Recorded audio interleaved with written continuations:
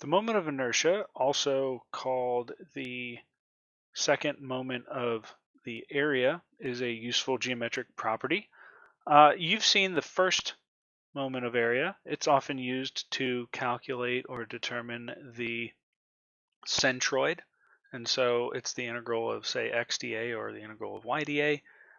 We can take that and stick it on the top half here to find the centroid of a shape. The second moment is calculated using a similar formulation, but instead of the integral of x dA, it's the integral of x squared dA, or the integral of y squared dA. And these things have some physical significance to them that is going to show up lots of different places as you continue pursuing mechanics. We'll be able to use this to find the strength of a structural member. So we might calculate the second moment of area, or the moment of inertia of an I-beam. And from there, you can use things like the stress in this I-beam, which this is a formulation you'll see later.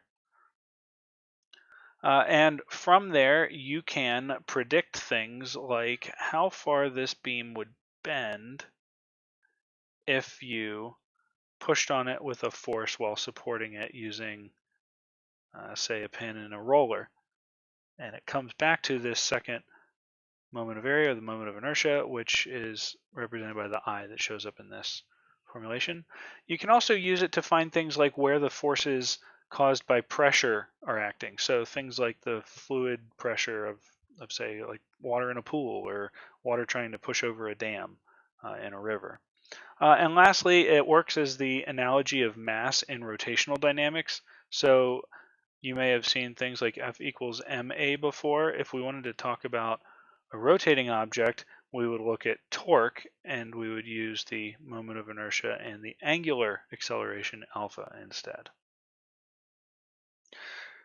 The moment of inertia depends on which axis we're interested in. If you think, say, about a circular shape, we could look at axes that go through its middle, and it's going to take one torque to rotate the coin, say, about its center, like so. If we looked at this thing from the end, it would take quite a different torque to flip it, say, end over end, like if you were flipping a coin. That's a different inertia. And so in general, calculating these things, again, it shows up as these integrals, and they can be mathy. For a lot of shapes, we can go straight to the tables and use conveniently tabulated information. So, for example, the moments of inertia for a rectangle are given about its two axes. Typically, they're specified through the centroid of the shape as well. And so if this thing has a height h and a width b, then the moment of inertia about the x-axis, that's trying to flip it, well, it's hard to draw in 3D, but it's trying to rotate it about the x-axis here, or it's its resistance to that, you could say. Moment of inertia about an x-axis looks like 1/12 times base times the h cubed. On the other hand, the moment of inertia trying to rotate it about the y-axis, I sub y, is 1/12 times h b cubed. So different moments of inertia for different axes. You can go to the tables and look up the moment of inertia for many common shapes. The parallel axis theorem, P-A-R-A-L-L-E-L, I can spell that, parallel axis theorem, helps us shift the moments of inertia to any axis.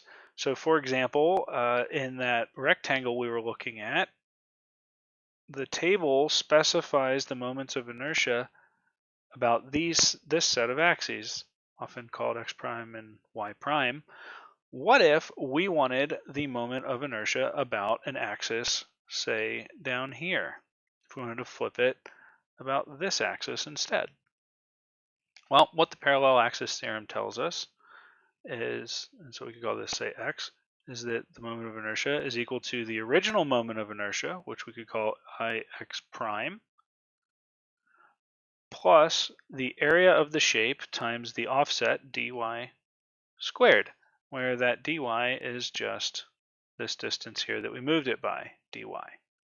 Same story applies if we wanted to move it rotated about, say, a vertical axis other than the one that goes through the centroid, say over here. We could bit the moment of inertia about some arbitrary axis y that's over this way, which is at a distance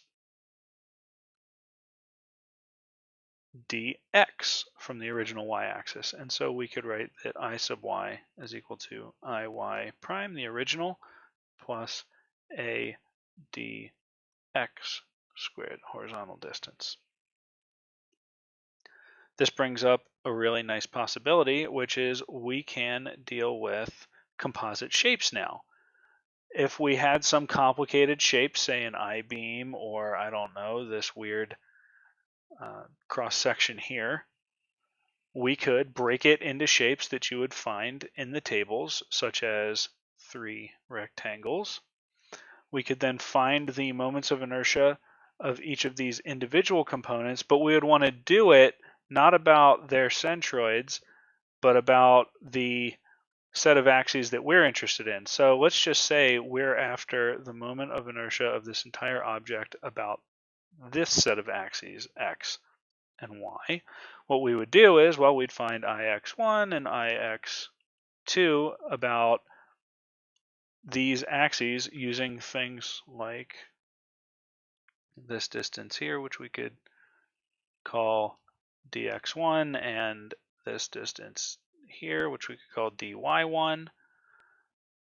And down here, same story.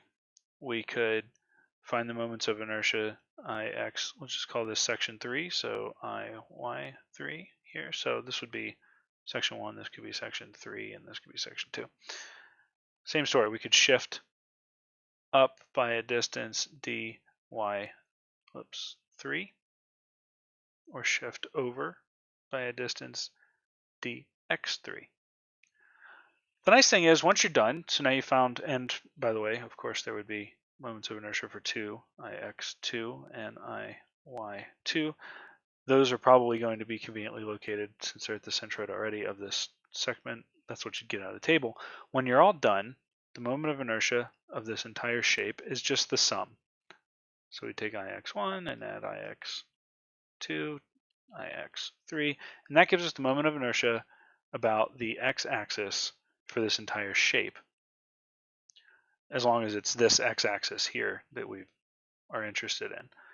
And for the y-axis, same story, Iy1 plus Iy2 plus Iy3. That gives us the moment of inertia of this entire beam about this axis.